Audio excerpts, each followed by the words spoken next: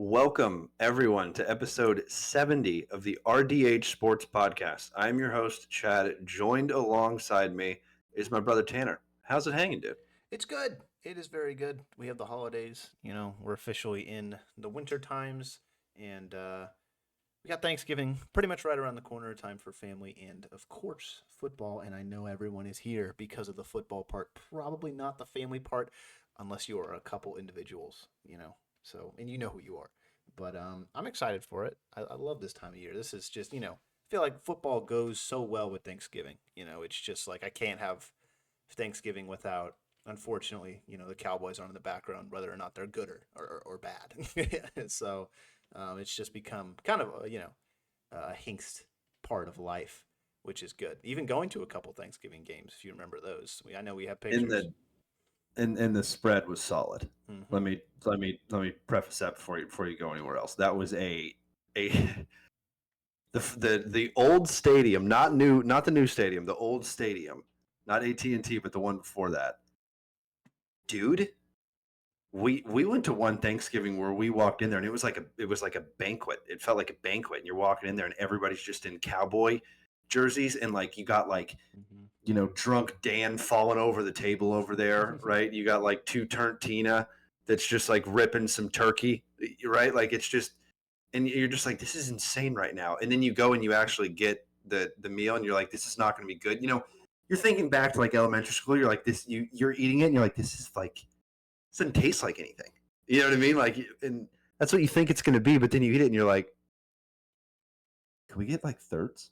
You know what I mean? So like the spread at those games are insane. But you nailed it. It's football. It's Chris. It's that weather. Hey, it was less than 50 degrees in Florida the other day, and I moved the PlayStation outside. You know what I mean? I moved the PlayStation outside. It was a scene. If you followed me on social media, you got to see it. I made my own little outdoor thing going. But anyway, enough about us. It's time to talk sports, time to talk football like we always do. If you're not watching on YouTube today and you're listening on Spotify, we're talking NFL divisions today. We're not going NFL news like we usually do. We're going to go into every division and talk about the standings, whether or not they're going to make the playoff, their chances on that, and their current thoughts on each team. Then we're going to talk Week 13 matchups. Right now, Tanner is -1 and I am +1. So I'm up a game. And Tanner right now didn't have a good week. Good weekend. Now, let's be real. Each of us only picked one game right last week, and it was the Sunday night and the Monday game. The rest of them we got completely wrong. But hey, we're not going to do that this week because there's a ton of games, and I got the first pick. We got some college reactions as well, and then we've got a prospect profile that I think is going to blow the socks off, and it's Shedeur Sanders. That's right, on Spotify, Shedeur Sanders. That's the end of the episode. So stay for that. But we're going to start now going into it. NFL divisions. It's game time this week, so we're gonna review every division, like I said, in each team, and we're gonna start with the AFC. We're gonna start with the AFC East. What I'm gonna do is go through the rankings real quick, okay? Meaning each division. I'm gonna set it up for us, and then I want you to go rapid fire. I'm talking no explanation. Rapid fire. Playoff chances. Then I'll go rapid fire playoff chances, and then we talk about the teams. You ready for this? I'm ready. All right. So AFC East, we got Buffalo at 9-2, Miami at 5-6, the New York Jets at 3-8, and the New England Patriots at 3-9. The New England Patriots playoff chances to you, Tanner, are 0. same. 0. The New York Jets Patriot playoff chances to you. They're like 3-9. I think 0. 0, 3, the other 3-8. Miami 5-6. I think like a solid like 20. I'll put like 15 to 20%. I'm kind of in the same boat you are right now. And Buffalo, I'm not going to lie to you, is like 90 to 100% chance at this point. If not, I don't even know. Even if they lose out, like they already have like 9 wins, something like that. 10 wins. They have a 4-game lead on second in their division, and then if they lost out, they could still make the wild card, anyways. Yep. And the second, that's not even the craziest in terms of divisions. We're going to go into one that's pretty absurd that I'll go into. Okay, so we got those out of the way. So we'll start talking about at the end of it. New England Patriots. Tell me what you've seen from this team this year. And to be honest, I'm not really surprised. Looking at the offseason moves they made and the draft that they had, it's kind of we both thought exactly this is where this team was supposed to be, right? Yeah, and it's a team that really wasn't expecting to, go out there and win it all. They got a rookie quarterback that they didn't even start the first week, wanted to get him developed, wanted to get him some reps in practice before they throw him out there to the dogs with that disgusting offensive line. So I think, all in all, you can take this season as a win if you are a Patriots fan because Drake May has looked like the franchise quarterback that you want him to, at least starting out. Like he's not going to go out there and put up, you know, crazy numbers. We have seen it before, but he's going to take him time to develop. But from the games that I've watched, I think he's been playing really well. He's like the one bright side of that roster right now, and if they just continue to invest in him, let him grow, and just continue to get better and better and better, I think that you put more talent around him, and the results, the wins will start to show eventually because he's talented. He really is, and that defense is. I like Mayo. That was another question coming into this. Like, can Bill Belichick? He's gone now. What's going on with this team? What's their identity moving forward? And I don't think it's really changed all too much. Mayo, a Belichick guy, a Patriots, a New England guy. So I think he's brought that culture, or at least a version of it, for his own team into that Patriots locker room. So I like it. I think again, take this season as a dub. Not making the playoffs, gonna get a good draft pick again, and just continue to build up that roster because Drake May he's looking pretty good so far. So I dub of a season, although 0% chance for playoffs. And it's the nice thing too. That team I don't think is going to be 500, so it's not like they're going to pick like 15 to 20. They're going to pick in probably the top five because they're 3-9. The next team we've got the Jets. My biggest thing with the Jets right now, is they have all these off-season acquisitions. Aaron Rodgers comes back healthy. I mean, in-season acquisitions to be fair. The biggest one that we can talk about, with Devontae Adams. So this team is an interesting one because there are so many reports about if Aaron Rodgers is even going to come back next season. And if Aaron Rodgers doesn't come back next season, because I'm pretty sure he signed a 2-year contract, and his time there has not been good. And to be fair, with Aaron Rodgers, like he is getting hit a lot more than I think they promised him he was going to get hit, and a lot more than he's used to getting hit at Green Bay. Because Green Bay back in the day, like that's prime David Bakhtiari. Like no one was getting it inside on him. You know what I mean? So, oh, yeah. And then all of the other guys that they had on that offensive line as well, is not to mention the fact that he also played kind of in the time where every team had like a pretty somewhat decent blocking tight end when he came into the league. You know what I mean? Like Dallas had like Jason at the end of his career at that point. But anyway, you have a Jets team right now. If their quarterback doesn't come back, they lost a lot from Aaron with in terms of money, in terms of promise, in terms of everything that they thought the season was going to be, and it just absolutely hasn't. It's been an absolute dumpster fire. They fired their defensive-minded head coach, and since he got fired, have fallen off a cliff in terms of defense. So we weren't a fan of that. Whenever that move came out, both of us were like, "What are you doing?" And then like next day, he was in Green Bay, spotted on the sidelines, if I'm not mistaken, or next week. So the Jets, to me, are a huge disappointment of a season. And I don't know in terms of assets if they still have those first round picks because I know they didn't give it up for Devontae Adams, but I know the Jets have had some pretty big trades recently, so I'm pretty sure they still have it. But the Jets right now are I would say a definite L for this season. Are you kind of in agreement there? Yeah, and I mean it's not like where do you even like point a positive direction about this? Because there's just like not really one. I mean, like you said, they fired their head coach in Robert Saleh, and they were worse because of it. Initially they fired him because it was a bad team, but this firing them made it worse. And then they go and they fire their GM as well. And then now you got Aaron Rodgers just kind of like, I don't know what's going on here. Don't really have a whole lot of direction, and he's just kind of going through the motions. Obviously, a whole lot of smoke's been going about his future in Jetsville over in MetLife Stadium. But I watched Pat McAfee's show today, and he's at least what he said on that is he's if he's going to play anywhere next year, it's going to be the Jets. So at least he's looking to stay there via that news. But I mean, what would you want to? Like it's at the end of his career, and he kind of mentioned it too. Just summarizing what he said, he doesn't know exactly how many years he has left So in terms of, if you're the owner, if you're Woody Johnson, like, what do you even do with this whole 41, quarterback that isn't going to make your team better? So I don't know. I feel like Woody Johnson, their owner, is just kind of on like a firing spree. He's just like, all right, it's not it. Yeah, get them all out. Come on, get them out.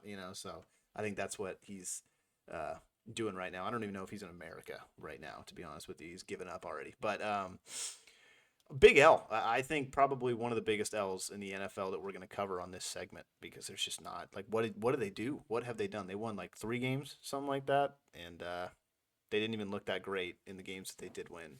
You know, like they had 2 wins on Thursday night. I think everyone saw. We're like, oh, okay, cool. Jets can do this. No, they can't. I think the problems go a whole lot deeper than just Aaron Rodgers and the coaching staff, unfortunately. So it's gonna be interesting to see how they move forward, because their roster's really talented coming into this season. I mean, when they got Aaron, they're like, it's done. They're complete. That was what they were missing, was a quarterback, because they've on paper their defense was great. On paper their offense, especially with the addition of Devontae Adams, great. You know what I mean? So I don't know. It's baffling. It shows you that just because your roster is good in the NFL, it doesn't mean that their team necessarily will be as well. You got to put it all together, and hopefully they get the right coach in there, the right GM in there, who can make a couple moves and make that possible. But quarterback for sure in the near future. We'll see how that ends up in the draft as well. See if they go in and get a guy. I don't really know where they're projected to pick though, but Big L, probably one of the biggest on this list. Like I said. And Miami. This team I thought would be a lot better than 5-6, to be honest. But then you look at the injury to Tua specifically. You look at the roster, and this is a team that's definitely better than 5-6. Now it's going to be hard to ever win this division, because you're going to be playing with Josh Allen in his prime for so long. So realistically, you're looking at an AFC wildcard spot pretty much every single year. But the Dolphins are a team that are explosive at times, right? Like I said, 5-6, the record. Tua was out for some games, and those games it didn't look that great. And when Tua's in, sometimes that offense clicks, and sometimes it just doesn't. But I do think a bright spot on that team has been Devon Achane. Like that, he has shined through and through the entire year. Their wide receivers have not. Joe and Waddle had a great game the last week. Tyreek Hill has had some decent ones as well. The Dolphins' defense has not been playing like they have been in past, and I think that's also a big reason for it. But I do think that that's still a promising team, and hey, this is a team that, if I'm you, I'm taking a quarterback 100% in rounds 3 through 5. I know you just signed Tua, but you take a guy in rounds 3 through 5, and worst case scenario, Tua gets another concussion. Hopefully he doesn't. And then this guy, hopefully it doesn't happen for a long time or never happens, and this guy never has to start, right? But hey, injuries happen in football, and teams move off of quarterbacks as well, especially after, a lot of seasons that are mid. But right now, this team, is looking probably around that 500 range, if not one game below or one game over, because they're not even 500 at this point, like I said, with 5-6. So the Dolphins right now, I would say you're not a win, you're not a loss, but you're teetering on that meh status. Mm-hmm. Yeah, and it's tough too, because you're not in a competitive division, but you are in a division with Buffalo, and you are in the AFC. There's a lot of really good quality opponents, but luckily, you're not in the NFC where those. It's the thing is, like with Miami, they're going to be fighting for that 7 seed. That's pretty much what they're fighting for at this point, because I don't think that they're going to take the spot of Baltimore or Pittsburgh, whichever one of those guys don't get in, and then in the AFC West, there's going to be a second team that comes out of that division, and it's probably going to be the Chargers. So I don't think. What is their record? You said that they were like something 6. What are they? 5-6. 5-6. 5-6. Yeah, they're very close. I think they absolutely have a chance to make it too, and they're going to be going for that 7, maybe 6 seed if the Chargers kind of fall off a cliff a little. But no, I'd say the season. The only thing that pretty much what you said is that quarterback is their most important position on their team. I think everyone already knew that, but I think you know the real value that Tua brings to that offense now. He's not just a guy that is kind of, anyone can plug and play in this system. That's a system that's made for Tua, and you put other guys in it, they're just not going to succeed. And team is probably the worst team in the NFL without Tua at the helm. So Skylar Thompson and Snoop Huntley, unfortunately, your reign is over. Tua's back, but I think you got to give a lot of props to Tua in the fact that he's even still out there. for the season and giving him a chance to even make the playoffs, because it looked like when he was down that season was over, too. So I think that a surprising W, at least through this part of the season, I'll say, if they can make it over the hump, get back to 500, get back to over 500, then we can start talking about like, this team has a real chance to win. But they got to string together a couple wins. They got to get some momentum moving into the playoffs, right? I like Tua, and that offense has been explosive since he's come back. So team's fantastic. Defense gets better when Tua comes back. Running game gets better. Everything gets better when he comes back. So the team's still good. I'll say a whole lot of that. But so far, kind of like a sideways W. Not like a total W, but just a little bit of a sideways W. And the Buffalo Bills, this is a team that is one of the best teams in the AFC right now, has the second best record in the AFC behind the Kansas City Chiefs, and is the only team to beat the Kansas City Chiefs. So I think if you're going to talk to any Buffalo fan, I think that this is honestly kind of where they expected to be, and I think where we expected them to be as well. I think of Buffalo as a top 3 team pretty much every single year, if not top 5 every year for me, and that relies heavily on Josh Allen. And this year, his turnover battle has been something we haven't seen in his career, and he is not throwing turnovers or losing the ball like he used to. He's protecting it so much more. And you see players take steps. You've seen Lamar Jackson take another step this year. Didn't think it was possible for him to take another step, but he did. And Josh Allen did as well. And he just continues to get better and excel. So as long as Josh goes well, this Buffalo team is going to be probably number 1 or number 2 or number 3 at worst in the AFC entire, conference for at least 3 to 4 years, Yeah, and like you said, he took another jump this year, and I think you've kind of seen that over the course of his career. He just gets better and better and better and better and better every single year. He's improving, and getting better. I mean, I remember when it was a couple years back, and the Cowboys were playing Buffalo on Thanksgiving. And you and I were together, and we played that game, and I was like, man, did we really just lose to Buffalo? Imagine me saying that in 2024, being like, come on, dude, who are you? So back then it was like Josh Allen was up and coming. He was unproven, so he still is a little unproven, but no, he's one of the best quarterbacks in the NFL. And like I said, he gets better every year. So like, they have a good chance, I'd say, at getting the number 1 seed, especially after beating KC. Like, that's their tiebreaker right there.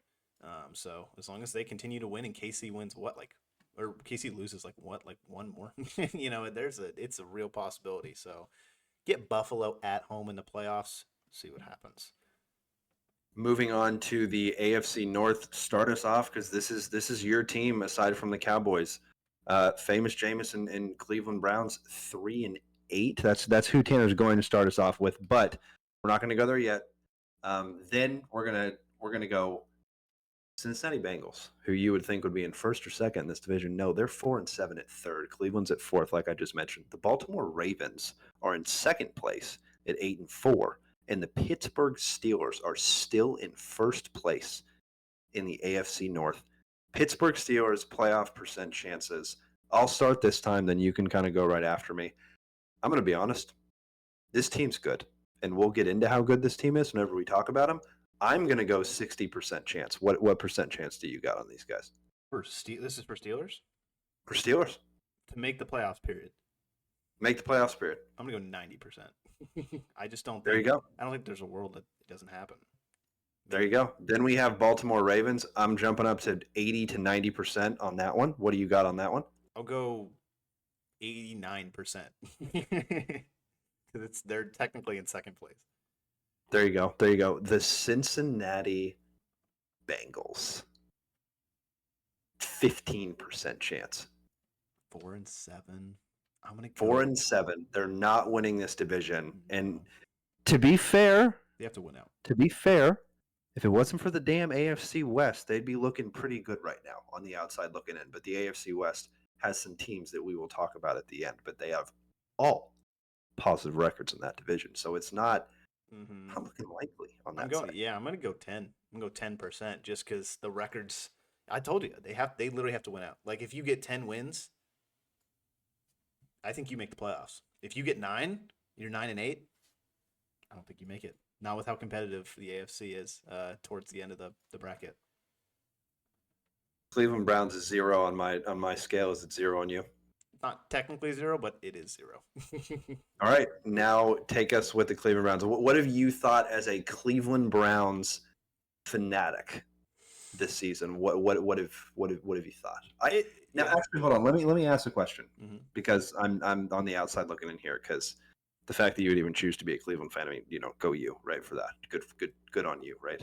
It's like when you see a guy wearing like a Kansas City Royals hat, you're like, that guy's a real fan. You know what I mean?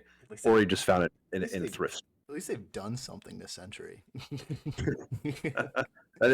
that is a fair point, but from someone that's not a Cleveland fan and from a fan perspective, I think everybody was kind of looking at this season being like, is Deshaun Watson's last leg? Mhm. Like, is he going to show up or not?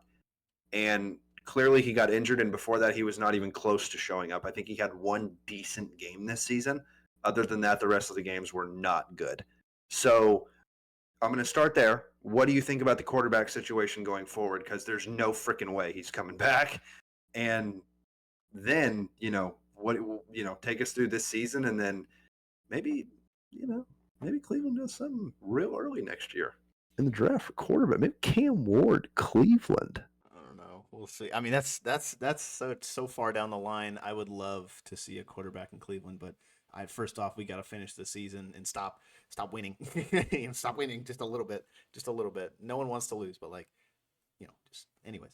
I think they just it's not it's a season that turned from such a down year from such a hated team to in such a lovable team that is like has such a good environment around it, like such a good vibe just in the whole team with Jameis Winston there now. It's just such a complete opposite. Like how do you watch football and not root for the Cleveland Browns on Thursday night football against the Steelers in the snow and Jameis goes out and makes snow angels, and I think that's just like it was a perfect game for the Browns, and I think they're going to hang their hat on that one, especially against the Steelers, their division rivals, playing a little bit of spoiler. So I think that's pretty much like the dub of their season. They're not making the playoffs, like we said, and roster's talented. I mean it's a roster that has been getting a little bit older and has been getting a little bit different over the years. You saw them a couple years back in the playoffs again when they beat Pittsburgh, and I think that was like the height of this roster. Denzel Ward and all those guys on defense and Myles Garrett just playing out of their minds, and they got a couple guys that left in the offseason, a couple of defensive pieces, but I like. I like what they're doing over there. I think that they keep a lot of the same personnel. Obviously they traded away Zadarius Smith during the trade deadline, but I think you keep a lot of the guys. I think the offensive line is having a bad year for a really, really, really good offensive line historically. Not like overall time for Cleveland, but just with this group of guys that they go and I mean, like, the group of guys that they have in there right now have been proven veterans and just absolutely maulers with Nick Chubb behind them. And you saw him again against Pittsburgh. So this is a team that if they rely on Nick Chubb, rely on their identity, I think that they're going to, they got to have good quarterback play next year. I think could make a little bit of a splash, but it almost makes you wonder what the season could have been like if Jameis Winston started in the very beginning. How many wins could they have? Now, Jameis hasn't been perfect in every game. He's that New Orleans game, he looked like crap. And, he beat the Ravens, he beat the Steelers, but like, what else has he done? So it's really interesting moving forward. I just, they're going to finish out the season, obviously get as many wins as you can, but they're already preparing for the draft. I don't know if quarterback's going to be the answer. Obviously it's something on their radar because of the whole Deshaun Watson looming situation, but roster's pretty good. If you put someone in there who's not Deshaun Watson, unfortunately, like if you put like a Russell Wilson in there, like how he's playing in Pittsburgh, you have a much different situation. But it's, outlook is grim, obviously for this year, but I don't think a whole lot of fans are expecting it at this point. I mean, if you're in Cleveland, I think you've moved on to the Cavs. They're already playing, and they're playing way better, and they've already won a whole lot more than Cleveland has this year. But yeah, I don't know. I mean, I think team's pretty good. Nick Chubb, we'll see if he comes back and stuff like that with his injury, but it's gonna be interesting. It's gonna be interesting moving forward. Not a whole lot. I mean, the team sucks, you know what I mean, but it's next year at this point. I've enjoyed the season since Jameis has stepped in. So I think that's a win. I don't really know why they keep putting backup quarterbacks in there, but at least they invested in one this offseason, right? So I it'll be think it's interesting. a couple years of the same thing in Cleveland. You have a random backup quarterback who just comes in and gets storylines like last year was Joe Flacco, this year is Jameis Winston. I think that you've got, like you mentioned, you have an aging veteran offensive line that's not necessarily performing at the tier that they were supposed to be performing at and have been performing at.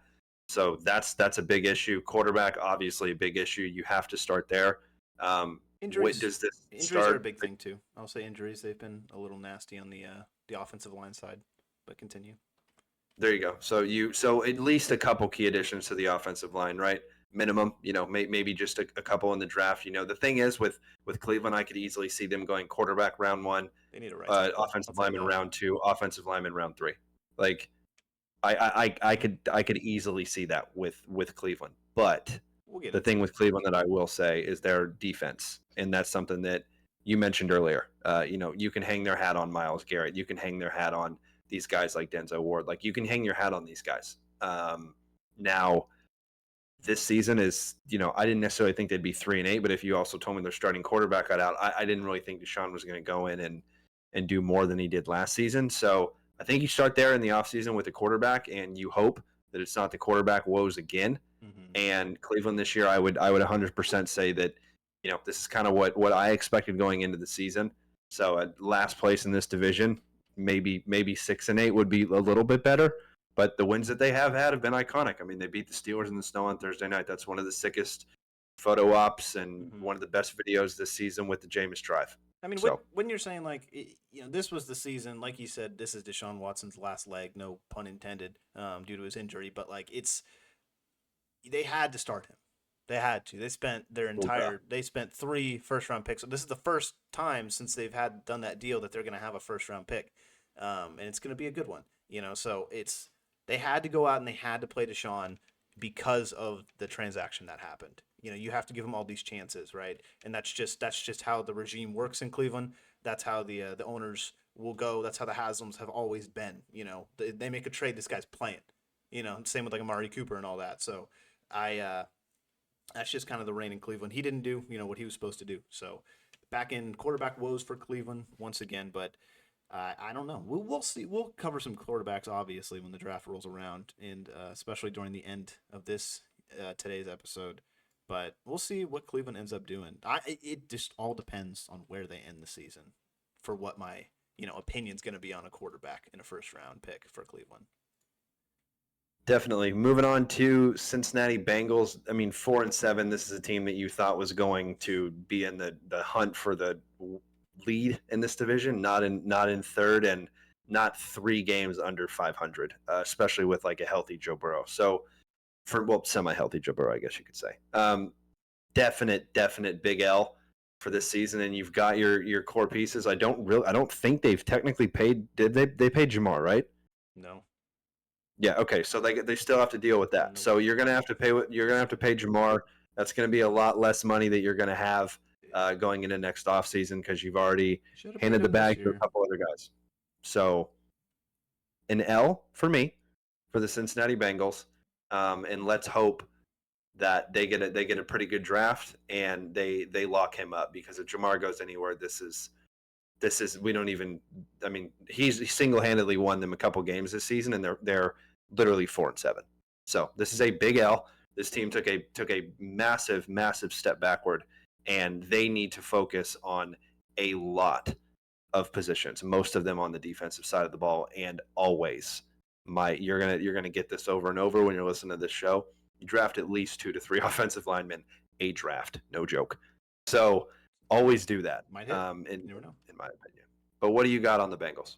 Yeah, I mean, obviously, if they win out, it's a different story. I don't think it's going to happen with the competitiveness of that division.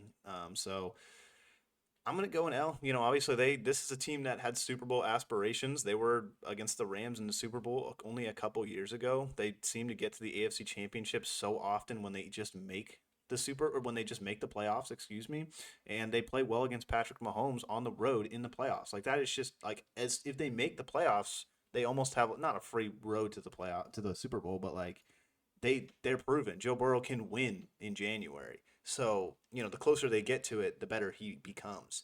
And I think you're seeing that right now. I think, this is probably some of the best ball Joe Burrow has ever played in his career, that just in terms of his NFL career and dating back to college, so same with Jamar. I think he's at the best he's ever been. He's destroying the league right now. Nobody can cover him. And he's making a case for, being the better LSU receiver over Justin Jefferson. So I like it a lot, but who cares if your defense is giving up 40 points a game, like you said? I would, like you said, draft a couple offensive linemen, but just go and get everyone. Just get everyone. Like go trade for guys. Go get pieces in the offseason. Go get young guys. Like I want their first round pick to just be a disgusting defensive lineman. Just somebody who's absolutely massive and just sits there. So I'll put that over to you come April when we go over to the draft. But like this team is like if they got a couple more wins, if they had just had a couple more plays, a turnover or two more, this team would be so much closer to 500 and not have an L of a season. So definitely a big L. I don't think they make the playoffs, and that's unacceptable for the Cincinnati Bengals at this point in time. Especially with those sick white unis, and especially in the playoffs, you got to see those in the snow too. This is Those the best Bengals quarterback like ever. Yeah, I mean, there's one guy that's like pretty old that I'm pretty sure that I don't. I'm still putting Joey B above him. I mean, like, granted, he's not won a Super Bowl, but like, Joe Burrow has so much talent. He just has such a bright future. So this is Absolutely does. their window is going to be open for a while. I'll put it like that. It's an L of a season, but the window is still very much open. Obviously, you lock up Jamar, lock up, you got Joe Burrow locked up. It's all you need, really. It's really all you need, and then build the team around him. Build a team around them. The Baltimore Ravens. I mean, just a massive dub of the season. I mentioned it earlier that Lamar Jackson we didn't think was going to hit another level, and he did hit an entire other level. And he's playing MVP caliber football. They have lost 4 games.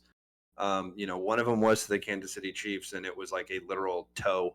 And then that one would have been different, but they have lost some games, so you're kind of looking at that going, and then 2-2 in the division as well. But you list the teams in the division, pretty solid teams there, but still you want to have a better division record than that. And this team is for sure going to make the playoffs. You know what I mean? And that's really all they want. And then they get in. And Derrick Henry, that he proved this year that he is the second best running back right now in the league, behind someone in Philadelphia that the Giants didn't even decide to take, and the quarterback that we'll get into them. That's going to be a fun one. But Baltimore, defense in those 4 losses has not played well, and that's something that they're definitely going to address. Offensive line wise, like I said, always throw in a couple there. Tight ends wise, you're good there. You have a veteran, you have Isaiah Likely as well that's there. You have receivers now. Rashad Bateman, if I'm not mistaken, is very close to a contract, and he's finally stepped up to be that receiver. I don't know about number 1 receiver, but number 2 numbers, and then you have Zay Flowers there as well. And you've got some guys that are coming in the draft that would be pretty solid there. So I could see a receiver being drafted by him. And then on the defensive side of the ball, a lot of positions need some help on the defensive side. I did not see the defensive backs at this type of decline. But, Marlon Humphrey's playing pretty well. And you've got some guys on there as well, Roquan Smith, that have been shining so bright for this team. So Baltimore, huge dub this season or so far at this point in the season. And as long as they continue to do what they do, they are easily going to be in the playoffs, and that's a big old dub. Yeah, 100%. I want to say too, in our previous one, I remember the quarterback you were talking about. I think is Boomer Esiason. Seeing him on the talk shows on Sunday too.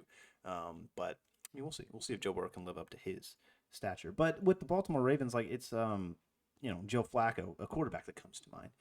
But with Lamar, man, it's just this is like you said. We've said it all year. This is the best he's ever been in his career. Like I don't know how many times I've seen Lamar this season just absolutely control this offense and just almost like control the backfield. He's making plays, like he's looking downfield. He didn't used to do that in his career. He didn't used to be a guy that was like, okay, I'm going to take this 5 yard, 6 yard, quick little run and just get us a better get a position. No, he's extending the play. He's finding guys downfield. He's getting Zay Flowers involved. He's getting Rashad Bateman involved way down the field, like you said. And then Mark Andrews is starting to come on again in the end zone too. So he's been a huge red zone target, and Lamar is just making all of this happen behind the line of scrimmage, which he didn't used to do. And this is pre snap, and he's doing it post snap too. He's just commanding these guys, and he's just absolutely controlling that thing too. So I think, like I said, best he's ever played in his career. I think he's on his way to his third MVP, second in a row. And he, you look at January, you look at the playoffs in the NFL, and a lot of it does boil down to who can play the best bully ball.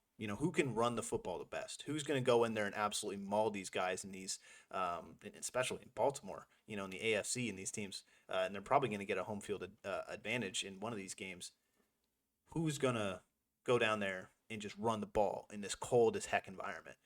Who's going to just set the tone here? And Derrick Henry is probably the best person in the NFL to do that, especially down in the trenches. He's going to get you where you need to go come January. So this is probably the highest playoff hopes I think the Ravens have had this in recent memory, especially under Harbaugh.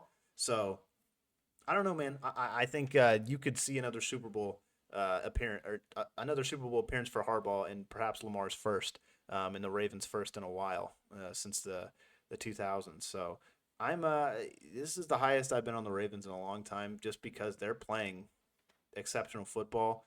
And I haven't even talked about the defense either. Like this offense is literally historic. I saw last night that they were averaging 7 yards a play, which is the best in NFL history. So you could call them the best offense through these 12 weeks in NFL history, which is kind of a cool thing to say. But no, man, I think their secondary is just the biggest problem on that defense. I think the D line's perfectly fine. Matabike is playing fine, and they got a bunch of stout guys down there, but Marlon Humphrey, like you said, he's had an all right year. Definitely a down year for him, but he's getting older. He can't do the same things he can do anymore. But who else can you even name in that secondary? They got that safety a while back. I don't remember his name, but he's played pretty well. But the same thing, like it's just been so inconsistent. They just haven't had guys that have been stepping up in the secondary. I mean, you got these guys just going and throwing for I don't know how many yards again. I mean, Joe Burrow just destroys them every time they play. So like, it's just not even fair. But they're very close. If this defense is the reason that they lose in the playoffs, that's going to be really frustrating for this team, especially a defense that was so good last year. And now they just kind of stink. So I don't know. Massive W for the Ravens. They've lost a couple close ones, and if you flip those around, they're probably the number 1 seed right now. So and you nailed it, and a massive W as well for the Pittsburgh Steelers. This team has shocked everyone that they're still atop of this division at this point coming up at week 13. I mean, that's absolutely insane that the Pittsburgh Steelers are still there. I didn't think they would still be there, but they've got a 1-1 division record, and they are 4-1 at home, same as Baltimore. So this team has looked really well, looked really, really good. And not to mention the fact that they didn't even technically have their starting quarterback for a while and still won some games. And Russ has come in and kind of resurged himself in this career, which is awesome. He doesn't even need to technically play that great, and they can still squeak out wins, which is something you hold down to coaching and a great defense. So big dub for me for the Pittsburgh Steelers for this year. What do you got on them? Huge dub. I mean, they did not who was their. Obviously they had Russell Wilson, but they had Justin Fields too. I've said it. I don't know how many times in this podcast, but the balls on Mike Tomlin to play Justin Fields through the first, I think, 6 games of the season, and then switch quarterbacks and then go like 4-1 or something like that. Like Russ, these two guys, they're so different, just so different. Like almost the exact opposite of quarterbacks. Except Russell Wilson's a little less of a pocket passer. Maybe now in his older age he is, but traditionally, his offense is just humming. They can do so many different things so well, and George Pickens has come on and become that number 1 receiver for them. And it looks like Pittsburgh is just all the way back. We know they've had a good defense. TJ's fantastic. They went out and got Patrick Queen. I mean, he's been pretty fantastic as well. They've gotten guys that have just molded the culture over there in Pittsburgh. And Tomlin is just like you give him an inch and he's going to take a mile, because that's just the kind of guy he is. He's never had a losing season, and when you give him a good team and a quarterback who can play well, he just needs another chance with Russell Wilson. Good things are going to happen. So I think that move to bench Justin Fields and Russell Wilson is the reason they have a season. That one decision is the entire reason that this team has played as well as they are. Because I didn't think that I didn't think Russ after what he did in Denver was going to come in and do what he's doing in Pittsburgh. I didn't. I don't think a whole lot of other people did either. And that just shows you the leadership of Russell Wilson and just the absolute mastermind at work with Mike Tomlin. So W of a season. Hopefully they can keep it going, keep the Ravens out of their own division. Everyone thought the one that was pretty much a lock. We did. I didn't pick I didn't pick the Steelers, and they can win the division. That's going to be huge, especially in playoff, and they get home field advantage against whoever they play. So those terrible towels. I do not want to play that. I do not want to play there in the playoffs because it's going to be loud. Do not don't give them an inch, man, or they'll take a mile. So. Huge W, man, and the whole team is better. Is benefiting because of it. The AFC South. Now we've got the Houston Texans at top with 7-5. I vomited. I mean, their playoff chances for me are, in this division, I'm going to go about 75% chance at this point. What do you got? Texans. What's the record? They are 7-5. Everybody else, the closest team behind them, is Indy at 5-7, then Tennessee 3-8, Jacksonville 2-9. I'm gonna go 85% chance to win the division. I just don't think Indy's not good enough. Sorry, Anthony Richardson had a good game, but I don't know. I don't think so. You nailed right into it. The Indianapolis Colts sitting there at 5-7. What are their playoff chances? Again, they also have to win out, and that's not happening. So I'm gonna go with big old fat 15%. 15. I'm gonna go. Yeah, I'm gonna go under with you on that. I'm gonna go 10. The Tennessee Titans at 3-8. That's 0 for me. 0. And Jacksonville is also a 0% chance at 2-9. 0. We're gonna start with the Jaguars. Obviously, the biggest L throughout the season. They are right now looking at they are the worst record in the AFC. Tied with Vegas, who we'll go over in a second, but. Jacksonville, massive L of a season. Literally one season ago when C.J. Stroud was a rookie, this was Jacksonville's division. And they have just absolutely fallen off of a cliff. The wide receivers that they've got have not been producing. The defense has not been playing well at all. Trevor has not been playing that well at all. So this is a team that has a lot of upgrades, will most likely have a new head coach, new coaching staff. And with new coaching staff comes in maybe a new quarterback. Obviously a new system. It could rejuvenate Trevor, but right now he's not looking good, and he has a big contract that he signed there. I love the player personally, especially coming out of Clemson. I was a big fan of his, even in high school as well. But this is a team that has a massive, massive L this season, and took, I would say, argue the biggest step back aside from the Jets, maybe, than in the entire AFC from the previous year. Yeah, and did we not see it at the end of last year? Right? This team just went on like a historic downpour towards the end of the year to not make the playoffs. In the previous season, I think they went on like a 7-game winning streak to make the playoffs. So they're all over the place. The reign under Doug Peterson has not been consistent in any stretch of the means, which is so weird because I really like Peterson as a coach. I think that he did a fantastic job in Philly, and that's why he got this job.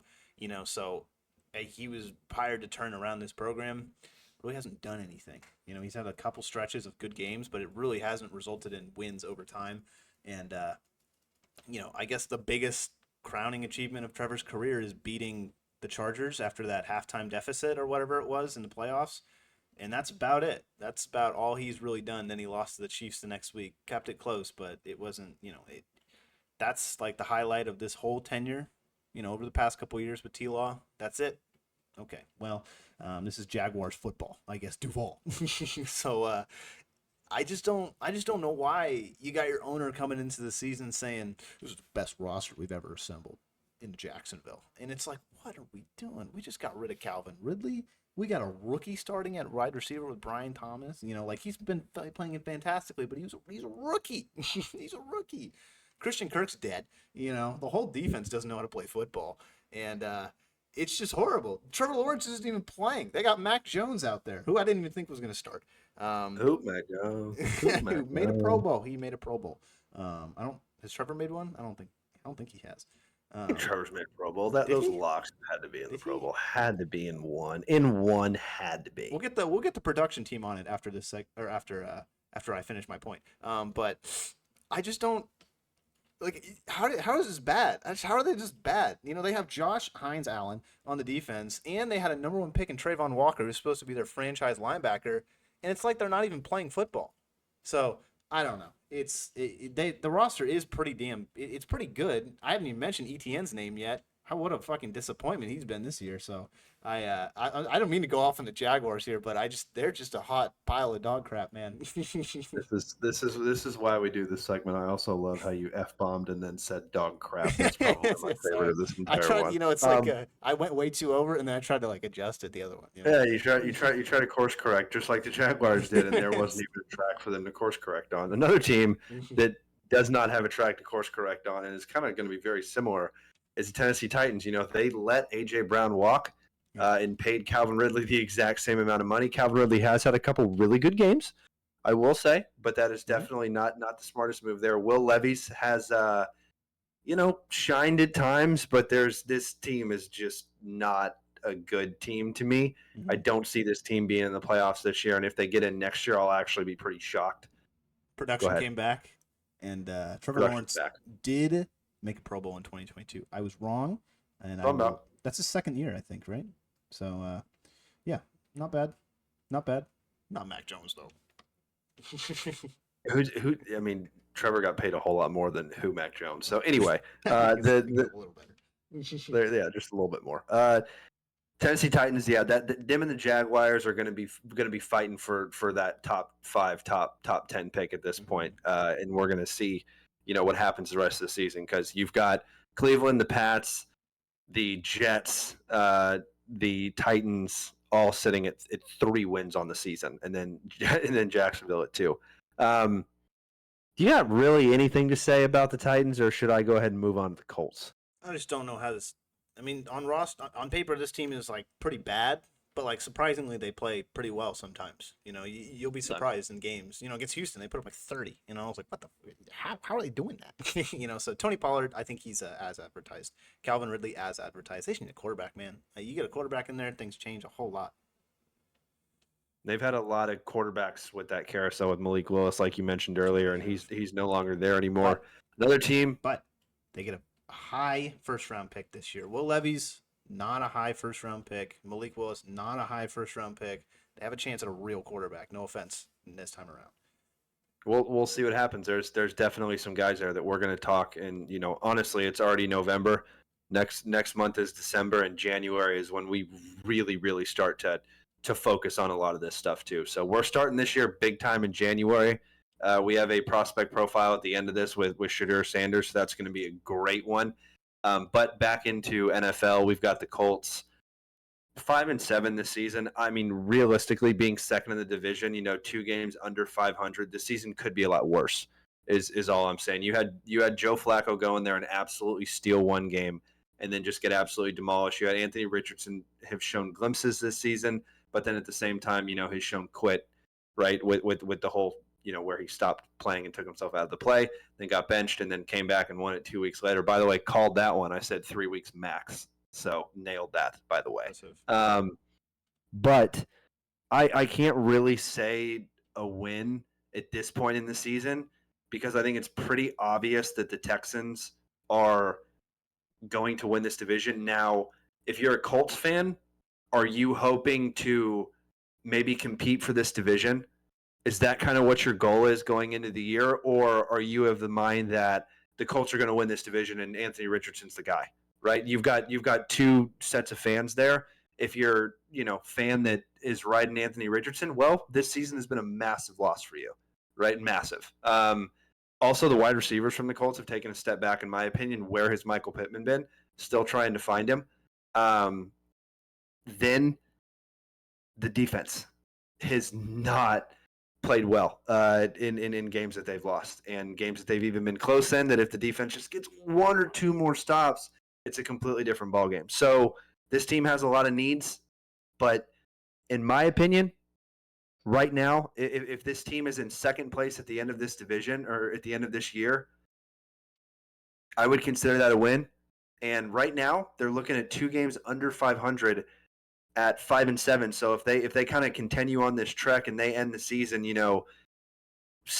8 wins, right? Like 8-9. I don't know how happy you're going to be with that, but maybe 6-9, maybe 7-9. You're a little bit happier there because of the draft pick. But for me, it's obviously you're not going to win this division. But I'm also of the mind that I didn't think Indy was going to really compete for this one. This is Houston's. Yeah, and I think Colts fans had a high optimism on this season coming into it because Anthony Richardson's season was ended early last year. He showed glimpses that he was the guy, and especially with his powerful running ability, like he showed that he can develop into like that Josh Allen type physical quarterback, but like hasn't really seen it. They've been through the whole carousel of Richardson doesn't care. Okay, let's bench him. Okay, now he's back, but Joe Flacco sucks. Okay, but now let's play Anthony Richardson. He cares again, but now Joe Flacco still sucks. So it's like it's kind of in the same boat for me. Where is your mind at going into the season? Like you look at the Patriots, they clearly had a plan. They had a plan like, okay, let's play Jacoby Brissett until he sucks, and then let's put in Drake May. And that's what happened. That's what they did. They're riding Drake May the rest of the year. The Browns is kind of like where I'm heading with this too. They had a plan. It's just like, okay, let's play Deshaun Watson, and let's see what we can get out of him. And then he gets hurt, and then Jameis comes in, and he starts winning. That was not like their plan. It's like they had no intention to start Jameis Winston at all if Deshaun never got hurt. And it's just kind of like a lack of foresight almost from the coaching staff and from the owners and from the management just in general. Like you have this young quarterback, what are you going to do with him? What's your plan? Because it seems like their plan kept changing throughout the course of this season based on what happened. And I get it, circumstances happen, but like, was Anthony Richardson ready to play?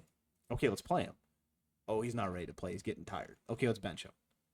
No, he got a couple weeks. Let's play him. He's getting ready. It's like, what are we doing? So like, I don't know. I think you should have set one thing as a precedent. Let the starter play, and then figure it out if they get hurt. Right, I think that's what you got to go into this season as because they're 5-7. They're not doing well with this different quarterback regime. Just every other week. And to interject and to prove on your quarterback point, or not prove on it, but just give a little something. Like, remember last year, Anthony Richardson did not play a lot of football games and had a season-ending injury. This year, got injured again, came back, and then the whole took himself out of the game. Came back. So like this guy does not have, I don't think he has over 8 games starting in the NFL at this point. Like it's very close to that 8 game mark. So if you look at it, maybe not 8 games, probably right around 10, between like 10 and 12. So he hasn't even gotten close to playing a full season at this point, and it's been 2 years. So keep going with your point, but I just wanted to throw that in there too. It's just chaos, and I just think it's just utter chaos. And if there was like a little bit more of preparation from the coaching staff and the management, I don't mean to go off on this team too, but like you just see it because it's obvious they're losing games because they're not making good decisions on game day. Well, like to prepare for game day, I'll say that. Anthony Richardson, he's had moments, he's had glimpses of what he could be in the NFL, and that's all you're asking for out of a rookie. You saw that like again with the Patriots, they're not going out there. They're not like expecting Anthony or Drake May to go out there and win them football games. They're just going to let him go out there, play, and see what happens. Develop, get used to NFL coverages, NFL game speed, and then we're going to see what happens after that. We'll get you going through your season. We're not expecting a whole lot from you this year. Just go out, no pressure, develop. I think the Colts were kind of in the boat of like, we're in win now kind of mode, which is just like the opposite of the spectrum where you should be with a rookie quarterback. So I don't know. I just I hope if they really want Anthony Richardson to be their guy moving forward, they really need to invest in him and be like, you're the guy moving forward no matter what. Give him the whole, I mean, Bryce, how long did it take for Bryce Young to get benched? It took a while, It did. So, it did, but it's a bit challenging when you're having to deal with injuries and taking yourself out of the game. But I'm right there with you. Overall, both of us have Indianapolis as For me, I can't call it an L yet because like there is a world where a 5-7 Indianapolis Colts for some reason I could see gets 3 wins in a row, and then all of a sudden the AFC West drops a couple games and everyone's talking about it. So Gonna need a little bit more time. And like I said, Yeah. I thought they were going to be second in the division. If not, I gave them third. So for me, the season's actually a little bit better than I thought it was going to be at 5-7. Houston, I mean, 7-5. The big question mark I have about this season is when CJ Stroud has lost games. I mean, he hasn't looked good. And that first season, you did see it in a couple games in the first season. But he's had more interceptions this season than he's had last season. And there's all this stuff in football about sophomore slump. I understand that because teams have a full year or full offseason to kind of look at you and everything. And not to mention his wide receivers have not been healthy. Same as Jordan Love's situation. I don't think that CJ Stroud you hit the panic button on any stretch of the means. The dude's 7-5, and his number one wide receiver who they traded for, you can argue, with Stephon Diggs, number 2. If you want to give Nico Collins a nod over him, you can. Got injured and is out for the season, and Nico Collins just came back. So for me, this team, needs to get a little bit better defensively, and they're going to do that through the draft. So I think that's, their defensive line, they've already have their guys there. Danielle Hunter, who they traded for in the offseason, and then Will Anderson Jr., who continues to shine bright on that defense whenever they're playing well. But this year for me, Houston's a dub at this point in the season. They're first in the division. They have a 2-game lead, and we're 13 weeks into it. So as long as they don't drop a couple games, especially to division opponents, especially to the Colts, then I think that this team is easily going to win the division, make the playoffs. And I think if you win, the first round and make it to the second round and have a close game, that's probably, you'd consider a win, because once again, CJ Stroud's in his second year. I understand that you want a lot from this guy, and Texans, I understand. I've been watching this team since they were made. Their first quarterback that holds all the records, not first, but one of the guys up there was Matt Schaub. And I think that CJ is going to get re-signed because he's clearly already shown he's a franchise quarterback and probably going to break every single one of those records.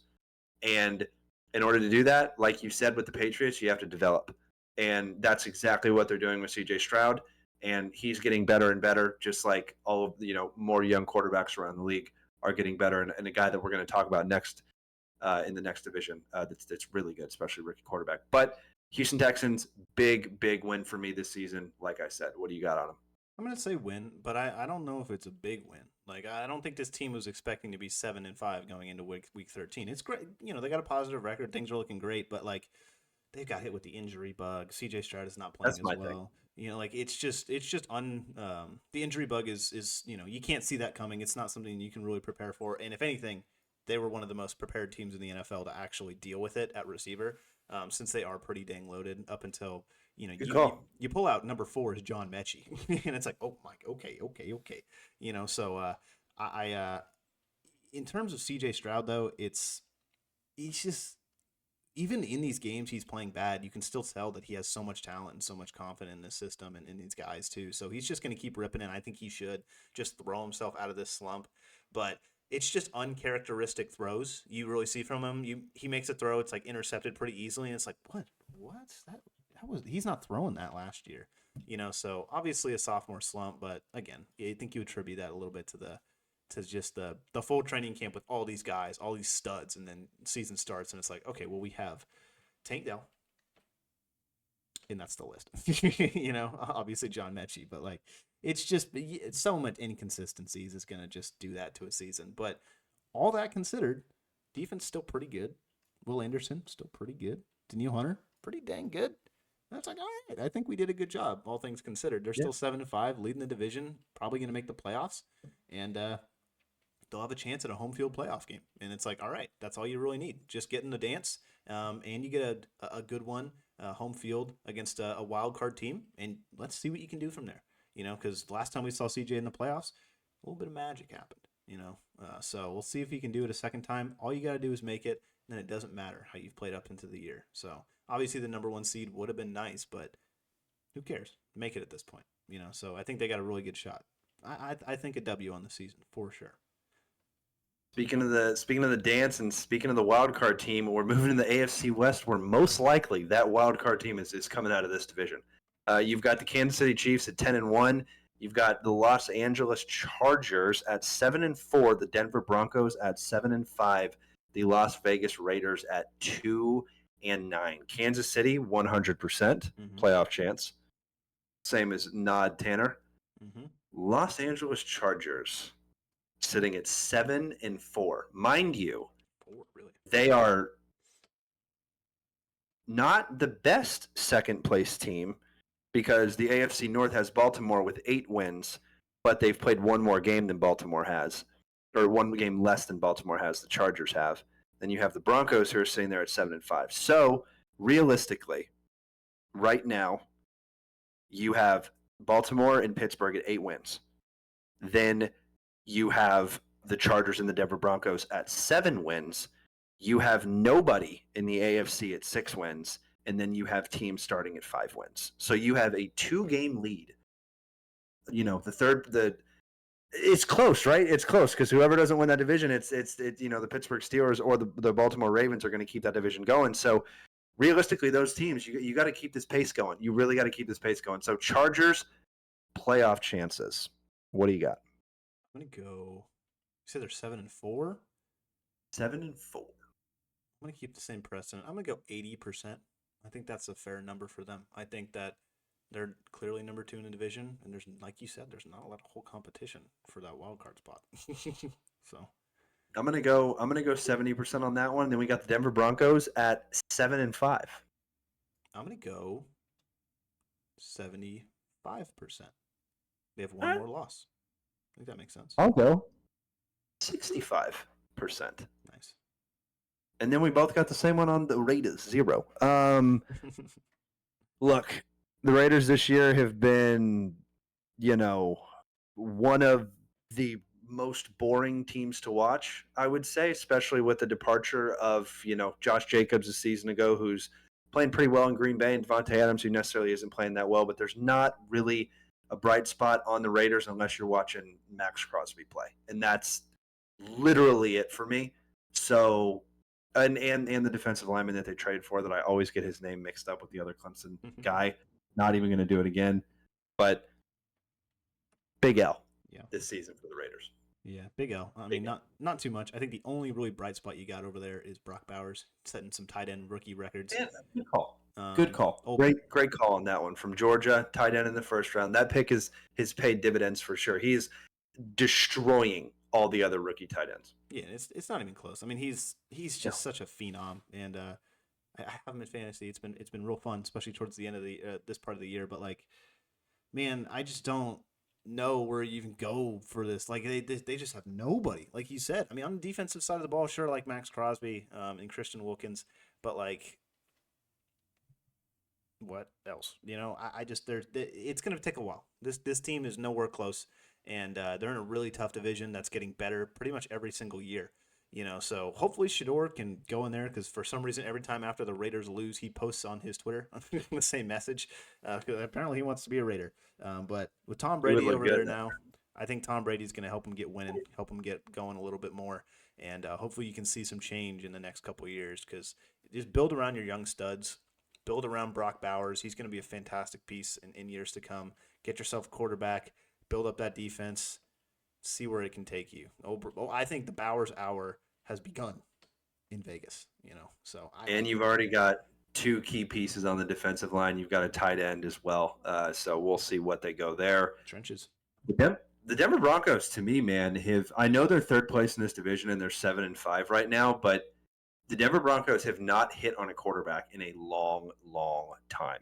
And hey, right now, I'm going to give it to Bo Nix. He has definitely had some shaky games to start off the season, and he still hasn't played, a ton of games in the NFL. But he has gone out there and he has won them games. And in my opinion, this guy absolutely looks the part of the Denver Broncos starting quarterback, and you don't need to continue to look for other quarterbacks in the draft, in my opinion. In the first round, second round, third round, fourth round, rounds 5 through 7, always get a quarterback. That's another little nugget for you, draft fans. Always snag a Q round 5 through 7, because you'll get someone like Cooper Rush, who's around in the NFL for a decade and just never really. Anyway, we won't even get into that. But Denver Broncos, for me, a big win this season, because the biggest question mark for me was all of the offseason, just everybody left, and the fact that this team is 2 games above 500 and where they were is is a step up from the previous season. So for me, I think it's a big win for this season, and I do see this team, sneaking into the playoffs as well. So I do too. I think obviously, we gave him a pretty high percentage chance just based on the AFC, but like Bo Nix is playing really good football. Like he's just he's getting better and better and better pretty much every single week. He's had some bad games, but they've been against really good teams. You go and watch him against that Baltimore game pretty recently. Like he was able to move the ball downfield, couldn't score. So I think you got to attribute it a lot to Sean Payton. Sean Payton got his guys in there, and he's just doing Sean Payton football. He's just out there. He's just like, all right, we're gonna win the line of scrimmage, and you're gonna throw for 4 touchdowns, Bo. We're gonna, these running backs are gonna go on all different kind of looks, and you're just gonna absolutely dime them up with Cortland Sutton. So defense has been a surprising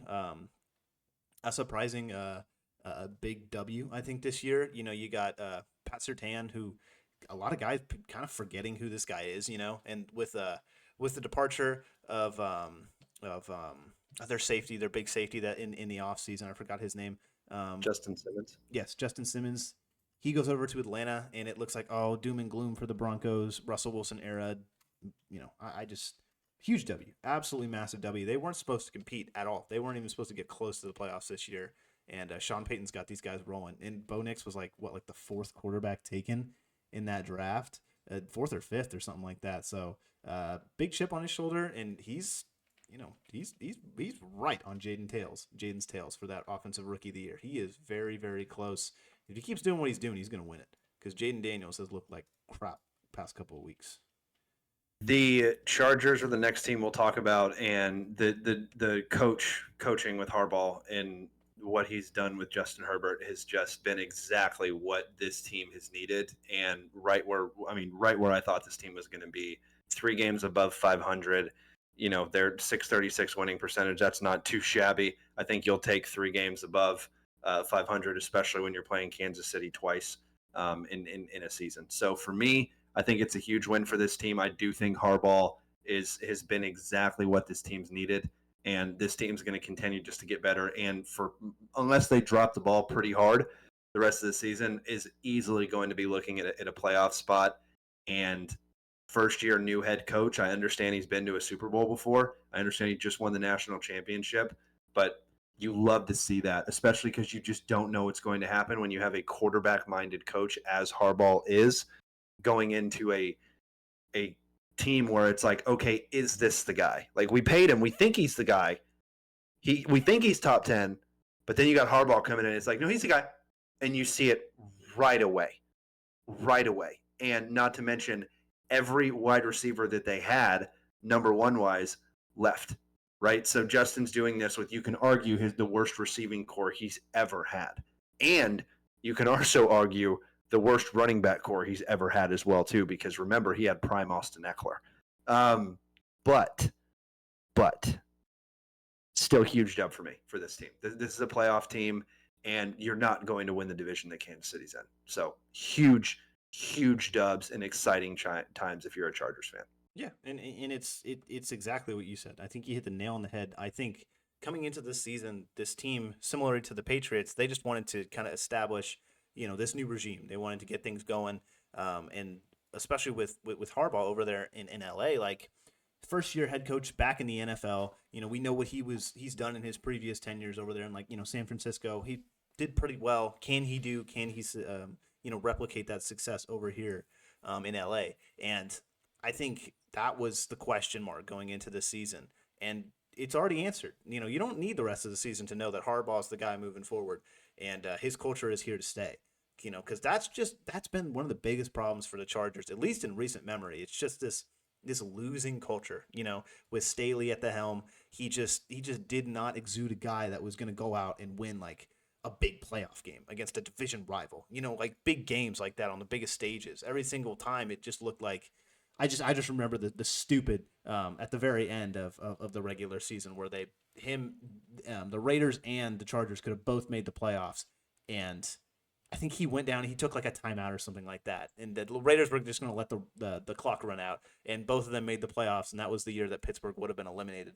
I think that was their 11-0 year. But that's just that from like my entire life, that's been Chargers football. You know, Phillip Rivers just not winning a Super Bowl, getting to the playoffs, I don't know how many times, not, putting it all together in the playoffs. Like this franchise has just had not winning culture. And what do? Let's go get the national champion who just got off, Michigan's one of Michigan's best seasons, um, where he turned JJ McCarthy into a stud. Let's go let him do the exact same thing. I mean, this guy turned Colin Kaepernick into a Super Bowl quarterback. Like that's impressive. Imagine what he can do with someone who has talent. With Justin Herbert. Sorry, Kaepernick, not in the NFL anymore, bud. But like it's impressive. And the defense is playing better. I know. I'm throwing him out this week, but like this is impressive. He turned it around in like 12 weeks. Not even like they were winning before that. So you get like a real receiver in there. I think Lad McConkey has been fantastic. Quentin Johnston has played a lot better than he did last year. They're developing, but they're young. You get a big body receiver in there, someone who can, unfortunately, a guy like Keenan Allen, a guy who can go in there and just be that number one for you. This team is gonna transform, absolutely transform. Because I think their biggest weakness right now is, like you said, at that wide receiver position. J.K. Dobbins probably gonna win comeback player of the year. He's playing fantastic. Hopefully, he's not seriously injured after that Monday night game. But even though they got Gus Edwards, who is a fantastic back as well, not to the level of J.K., but I think he can still hold down the reins hopefully until J.K. gets back. But no, man, this was a culture season. Like they needed to establish a precedent, and they're not the San Diego Chargers anymore. No, this is L.A. All right, we're L.A. Chargers football now. So I think they're finally getting into that brand and finally like playing up to the level that they need to. So huge W, maybe one of the biggest on this list just in terms of turnarounds. And we have one more team to hit. We were going to hit the NFC teams this episode too, but we've been a little long-winded. So we're going to go ahead and push the NFC teams to next week because we still have 3 segments to go. And I know this is exactly what we needed to do. This game is a must and definitely going to be going forward. And last team we got to talk about, the Kansas City Chiefs. And I'm kind of glad we saved this one to the end because this is the best Kansas City Chiefs defense I've seen in a while. But it's the worst Kansas City offense I've seen under Patrick Mahomes. Mm-hmm. So that's kind of where I wanted to start this conversation. Now, Patrick, a bad year offensively for him. I mean, he's not even, top 10 at this point in terms of quarterback stats and statistics on this season right now at this point in the season. Now, if you're building a franchise tomorrow, is he going to be the first guy you pick? Yes, we all know that. We already know that. But this year offensively has been a massive disappointment from him, especially on a fantasy perspective. I've had this guy for a long time. And it's unfortunately hasn't been the best. But again, this is a team that really the regular season, they just want to get the first seed so they can lock in the home field advantage throughout the playoffs and get to the playoffs. Just get to the playoffs because this is a team that is bigger than just the regular season and bigger than just the playoffs. They want Super Bowls. They're going for number 3 this season, and it's the best defense I've seen from the Chiefs. Now, Isaiah Pacheco is supposed to be coming back in either this week or next week, from what I'm reading on multiple reports. Now, that's a huge addition because this team has not ran the ball that well since he's been gone. So Isaiah is massively important in the run game and the pass game. It opens up even more because you have Isaiah Pacheco and you don't know if he's going out for a screen pass, you don't know if it's an option. He can always run out. Then you don't have that second guy that's always looking at Kelsey and not even worried about the backfield like they have been. So for me, obviously a huge win. They were undefeated. There's not really a better way that you can do it. But if they get in a shootout and their defense starts to get beat for the not first time this season, because they've definitely been beat, almost got beat by the Panthers this past week, but the Chiefs pulled it out 30-27.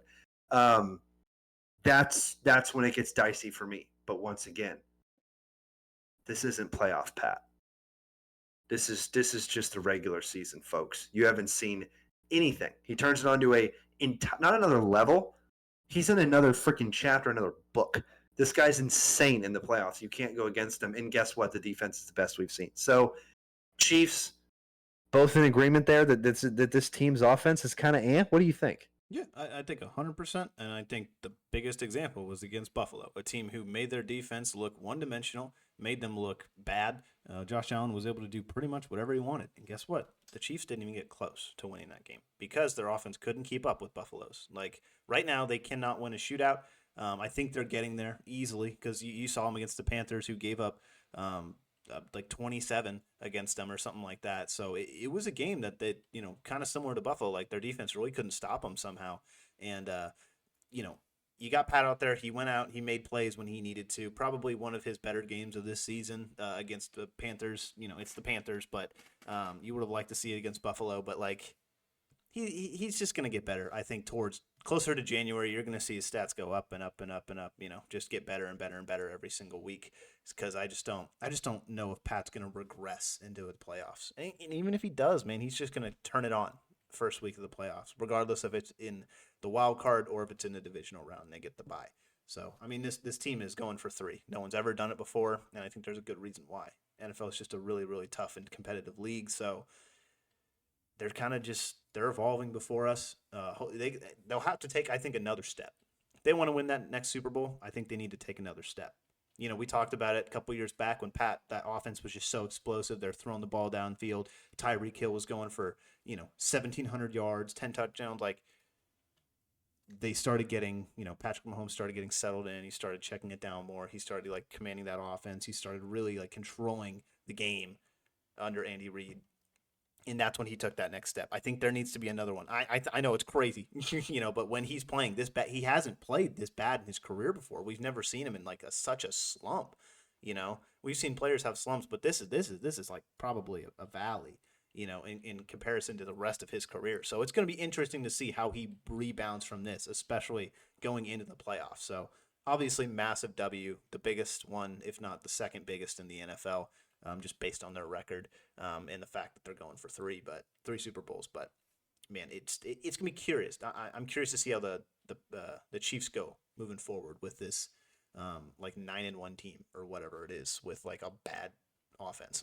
It's just like, okay, they're just bad, but they're really good, I guess. So gonna be curious to see how it moves forward.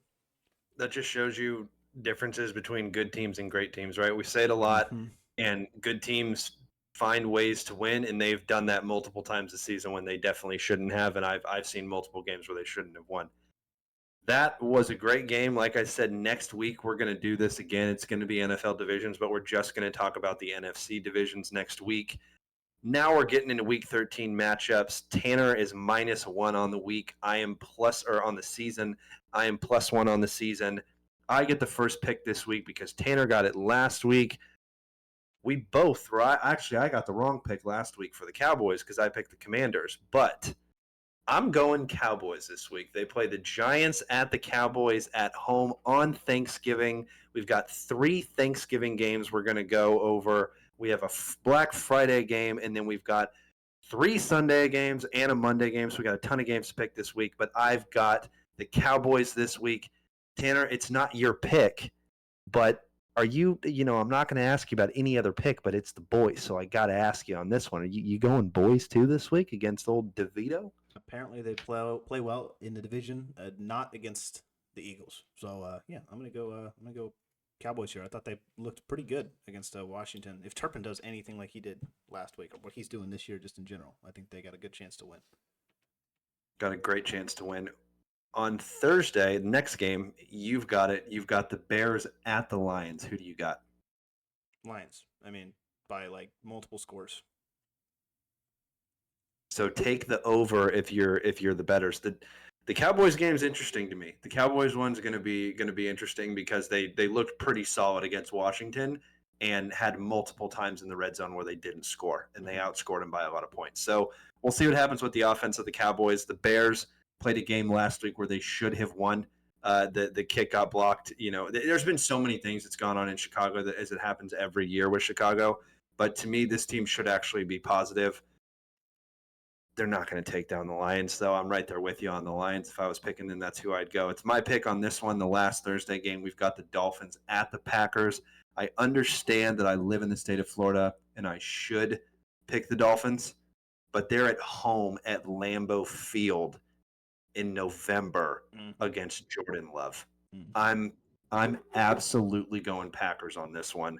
And to be honest with you, I haven't looked at the weather, but if it's anything like the freaking Cleveland game, I understand that you can argue that the Dolphins have better running backs, but dude, I've been here for a whole 2 months at this point, so I've considered myself a veteran. You know what I mean? Veteran, living in the state of Florida. Not really. I'm just kidding.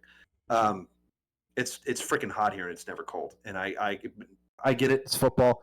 You pick up to different environments, but for me, I am not a seasoned Florida veteran.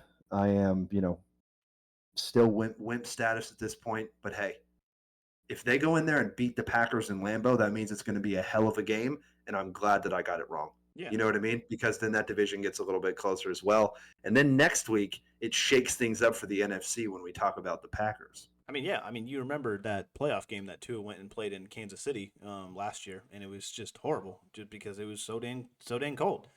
So I think using that as a baseline moving forward, good idea. So we'll see if Tua can do it in cold weather. You've got a layup here. You've got the Raiders at the Chiefs. I'm going to go the Chiefs, obviously. But I will say, I believe this game on Christmas, or it was close to Christmas, Christmas Eve or Christmas Day or something last year, was like the last time the Chiefs had lost before this massive winning streak when they watched Buffalo. So, division rival, I think they'll play them closer than people expect. But I think the Chiefs still eke out the win, even though they're playing pretty bad. And that was the Black Friday game. On to the Sunday games. This is a tough one. We've got the Chargers at the Falcons. The Falcons are in search of a win. They haven't had a win, and the Chargers are coming off a loss as well. So it's my game. This is a tough pick. But I'm going to go Chargers on this one. I know the Chargers are favored a little bit, but this is one that could definitely go the other way. To be honest, this game to me is, I would honestly say I'm leaning 58% Chargers, 42% Falcons. So if you're a bettor, I wouldn't go. I wouldn't be if you're just picking straight up on this one. I don't know if I would do it. The next Sunday game we got, the game of the week. It's not even close. Don't know why this isn't the Sunday night game. Oh, that's right, because they have a main quarterback on the Sunday night matchup that you don't want to miss. But it is the Eagles at the Ravens. Oh my god! This is your I have to pick so this have game. fun. I'm going to go Eagles. Didn't take long, but Eagles are just destroying people right now. And the fact that hopefully Devontae Smith can play, but A.J. Brown is going to destroy the secondary. He's just such a mauler. I have no idea who the heck they're even going to match up against him. I have seen the record, though, that's Lamar plays really, really well against NFC opponents, but I think he does get the loss here. No, I'm gonna stick on Philly. I just think that Saquon's playing absolutely disgusting right now. I think he's not. I don't know if he's gonna have the type of game he had the other night, but it's gonna be interesting to see how they match up against Saquon, because I think Philly's offensive line is probably one of the best, if not the best, in the NFL. And the Ravens' defensive line is one of the best, if not the best, in the NFL. So this is pretty much a rock in a hard place kind of situation.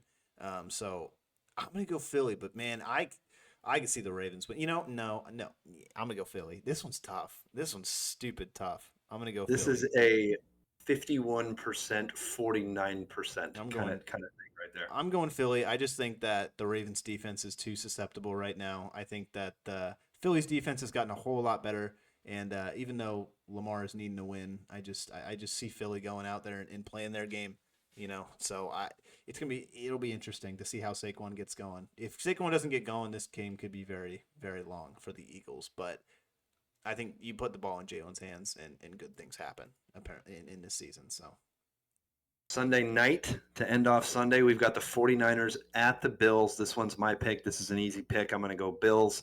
49ers have not looked good this season. Not sure if Brock Purdy is going to be playing, but that performance they put up last weekend was absolutely horrendous. Just going to leave it there. And Monday night, you've got your Cleveland Browns at the Denver Broncos. I'm gonna go. I can't pick against Cleveland. I can't pick for Cleveland right now because I just don't expect them to win 2 in a row. Denver is a really good unit, and I think that they're just gonna get control that line of scrimmage. I really do. And Bo Nix has been tossing this thing all over the place. Cleveland's defense has been kind of weak this year. Definitely a down year for them. Myles Garrett's gonna get his, especially against a rookie quarterback, but Bo Nix is playing fantastic football, and all he's got to do is not mess up. And I think that the Broncos win this game pretty easily. They just got to control the line of scrimmage and not let Cleveland get going on offense. And I think the points will come for you pretty much after that because Cleveland's offense has just been horrendous in games that aren't in the division. So I don't know. It even though Nick Chubb had that huge week this past week, Jameis had that couple fantastic drives. I got Broncos here. I just think they're the hotter team, So I think Sean Payton's going to get those boys ready to go on Monday night. There we go. Now to college reactions this week. There was a ton of college football this weekend and a ton of upsets. So the upset we're going to start with is unfortunately our Aggies. A&M goes in there and just drops an absolute win against Auburn. Unfortunately, I kind of called that one. As soon as the interview dropped where he said we're not looking past, and then he literally mistook the name. Elko did and said UT. I was like, that's an L.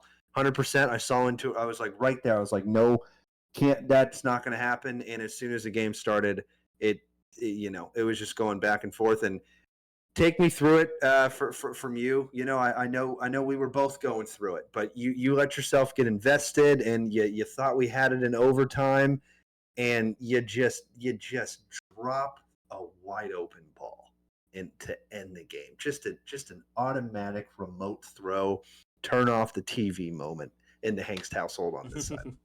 Unfortunately, a very A&M moment to end that game, but I thought the team battled back after halftime so well. And, they said it on the broadcast, is this going to be another LSU kind of game? But the only thing is, in that LSU game, I think the defense stepped up a little bit more. I think the defense in this game in the second half stepped up a lot, but not enough. They were getting scored on pretty much every other drive, and A&M couldn't stop them. And that's not a top 15 ranked team. You can't.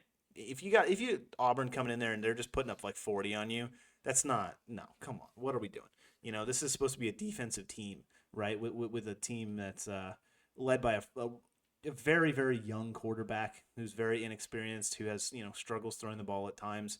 But I thought he played pretty well again, especially in that second half. Into overtime, kind of not that great.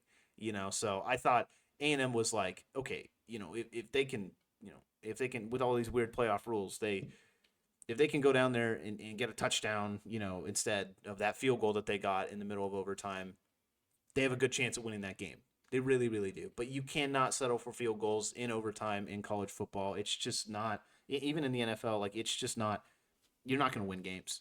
You really aren't. And they pretty much showed that at the end of that game too. So A&M needed to go down there and command that game if they wanted to win it in overtime. They just didn't do that. They looked like the team that showed up in the first half. In overtime, they looked pretty scared. So A&M's offense just fell off a cliff pretty much almost every other drive. They had a couple good drives for sure, but it was a thriller. And Auburn is an SEC school, and it's hard to play. It's hard to play against Auburn at home. It's A&M on the road this season has been really bad. I want to say that Mississippi State loss came off of on the road as well, to unranked Mississippi State. So not great. Not a good look for the Aggies, but they got Texas next week. And biggest game of the year for sure. Their playoff hopes are not dead, surprisingly, even though that win against Auburn would have helped it a whole lot more if they had lost against Texas. But they got to beat Texas, and then they got to go to the SEC championship game and beat whoever's there. And it's probably going to be Georgia if they do beat Texas. So not a whole lot of survival hopes, we'll say, for A&M, but they'll probably get a good bowl game at the end of the year. And honestly, this was a season that not a whole lot of crazy expectations going in. You know, you got Connor Weigman, who is like, is he the guy? He had shown last season that he could be the guy. We found out this year he's not the guy. Marcel Reed comes in. Is he the guy? He's probably the guy moving forward, but he needs to grow. You know, so I think you take it as a big W in Elko's first year. I'm not saying the season's written off as of yet. You could still beat Texas. It's a massive game at home, but that's just the fact of winning 2 in a row. I just don't know if they can beat Georgia, even after beating Texas. You know, that's a tough 2-game stretch, and then they got to play in the playoffs. That's the start. So I really like what they've done this year. Definitely a whole positive as a just in general over the season. But what do you got? What do you got on that game and just the Aggie season in general? I actually don't think that A&M has a chance, even if they beat Texas, because Texas only has 1 loss, and now A&M has 3 losses. So Texas would only drop to 2 losses. A&M would still have 3 losses, and A&M has 3 No, SEC but look at losses. No, they don't. They lost to Mississippi No, they State have and 2 Auburn. SEC losses. Yeah. You're right, but wouldn't the team that has more wins go? I'm pretty sure. I want to say that they're still playing for the championship game. I'm pretty sure that's what I've been hearing. I could be wrong, but I'm almost positive that that is the case because, well, let's say they beat Texas. Obviously, Georgia goes up. Hold on, let me pull it up real quick. We'll get production on this. Production is on it. While you're on that, I'm pretty sure. Ole Miss, Jackson Dart, they looked minimal against the Gators. Very, very scary moment in that game. The top wide receiver, arguably in this draft, Trey Harris, got hurt mid-game, but apparently it's a nagging injury, and it's not. I don't think it matters. I don't think your overall record matters because A&M's 5-2 right now. That's the only thing I look up and I see in the conference. So, I mean, I don't really know. I could be wrong, but I'm pretty sure I've been hearing that they make the SEC championship game if they beat Texas. So Crazy. I don't know. It's crazy to. It's really It's crazy to strange. think about, but at the same time, it does make sense because if you beat somebody head to head and your record in conference is better, and or if it's tied, then it would probably go to head to head. So I think you're right. I just wanted to make sure because the overall record, Texas still holds a game on you, but you did mention that it's, A&M did lose against Notre Dame, which is an independent team and is not an SEC team. So we will confirm. By next episode, production is on it right now. But like I was saying, finish my point with Ole Miss. Trey Harris went down, but is only a nagging injury. So that's dodged a bullet there. But number 9, Ole Miss falls to unranked Florida Gators. It was a good game, had that one on, and the Gators got it done in the swamp. Arizona State continues to dominate their story. I can't believe they won again against a ranked team, but they took down BYU. And then Oklahoma easily has their best win in the SEC, and it's going to be hard to beat it. They take down number 7 Alabama. Unranked Kansas takes down 16 Colorado. You and I talked about that last week at length, about Colorado specifically. And to me, I was kind of on the side of I don't know if they've really played a whole ton of teams, and I'm really interested to see what happens when they play this Kansas team. And, hey, they did not show up in that game, and Kansas was winning the entire time. And then, that's kind of an I told you so moment. And then a I told you so moment for you. Ohio State absolutely smoked number 5 Indiana, number 2 Ohio State. Argument for Indiana going into that week last week was they haven't played anybody all season, and they're not going to play well when they play Ohio State. And that argument happened to be valid. Ohio State was dominant. That game could have gone differently at the beginning, but it ended up not with Ohio State, and they came out and won it. So that's the college football. Did you find anything else about A&M, or are we gonna go to Shedeur Sanders? I'm pretty sure if A&M wins this game, they make the SEC championship game. That's pretty much what I'm reading online. And it's got to be, they win, they're in. I believe it's that. I don't know. I don't believe there's any tiebreakers that would make that any different. I could be wrong. I'm usually right on this stuff, but I could be wrong. I'm not too sure kind of how the conference goes down just at this very moment. But from what I'm reading online, I think they win and they're in. At least there for we go. That's SEC championship game. That's what we're going to go with, A&M SEC championship if they win at home at Kyle Field against UT. The rivalry is back. Very possible. Here we go. Very, very Last possible. segment of this episode. we've got Shedeur Sanders, his prospect profile. He is obviously quarterback, plays for Colorado. He is a senior now, not a junior. Draft grade for me, this is going to be a bit surprising. He is going to be a third-round draft grade for me, and I will say a high second, early third. I'll go into why. That's my draft grade for him right now. That is probably going to change before draft time, but right now he's sitting in a third, and he's going to have to jump up from there based off of last season of play and what I've seen so far this season. His draft projection, though, for me is going to be a first-round, second-round pick, definitely, and he is a big one depending on his pro day and his combine. So for me, the last couple seasons, reading my prospect profile has been his best. Great performances, even in losses against a top-ranked opponent like USC. That was in 2023. Athleticism off the charts and was leading the Heisman race at the beginning of last season. Limited running ability at times, but has an absolute cannon. Best trait to me is athleticism by far. The big question with this player is how consistent he can be at the next level. And then I want to go into his stats real quick. 2021 at Jackson State, he had a 65.9% completion percentage, 30 touchdowns to 8 interceptions. That's good, but you're at a JUCO. 70% completion. The next season, 2022, 3,700 yards with 40 touchdowns and only 6 interceptions. That's the progression you absolutely want to see, especially at a JUCO. Then he goes to Colorado in 2023, has a 69% completion percentage, so he didn't fall off, really, and he had a better completion percentage his freshman season. He had 3,200 yards with 27 touchdowns and only 3 interceptions last season. A lot of people thought he may actually go out and go to the draft, but he didn't. Comes back this year. So far, he has his most passing yards aside from his 2022 season. He has 34.88 with 30 touchdowns and 7 interceptions. So over his career, he's almost at a 70% completion percentage, 69.8. That's pretty solid. 13,000 yards in 4 seasons. 2 of those seasons were at JUCOs. Then you had 127 touchdowns to 24 interceptions. So that is a roughly, 6-to-1 touchdown to interception ratio. That's not the worst. But, hey, if you're throwing 36 tugs and you only get 6 interceptions a season, that ain't bad. You know what I mean? It's definitely not bad at all. And here's the reason that's what's crazy is you would think that the way that the media portrays Shedeur Sanders, that he is a scrambling quarterback, right? You would think that. No.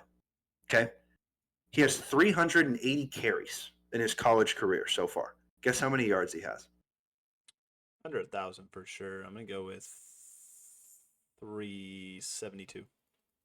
94 yards. Oh, wow. Really? Over under 100? He had 103 carries at Jackson State in 2021 and had minus 17 rushing yards.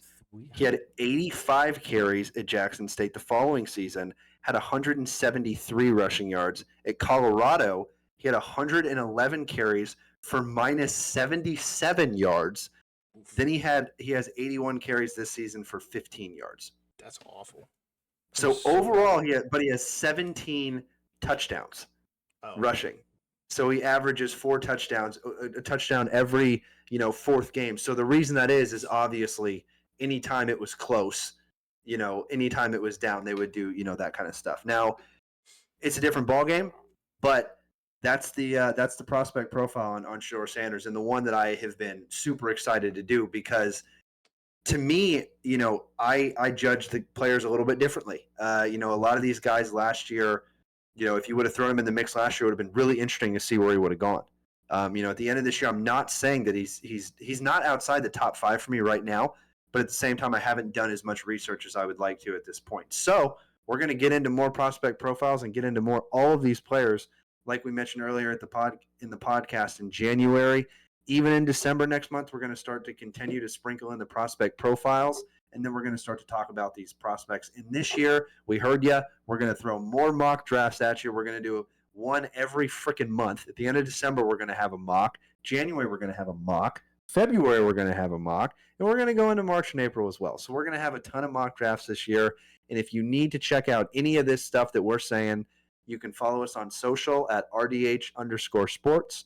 rdh.sports, and then our website is rdhsports.net. Folks, thanks for listening. Tanner, let's do this again next week. Let's do it again. Go watch the NBA. Please. Please, the Cavs are good, I promise.